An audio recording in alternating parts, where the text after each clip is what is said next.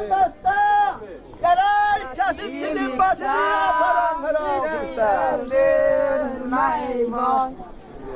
Ben size rahmeylesem Rahman bana garip olsun.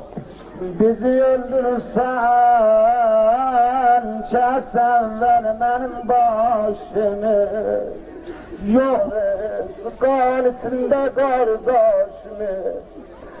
Ezel kemendine zulmüne bağlanan kardeş. Ezel kemendine zulmüne bağlanan kardeş. Öyleydi kaş yanımda bu dem anam kardeş.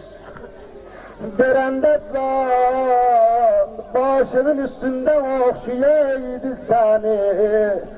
Bassaydı bağına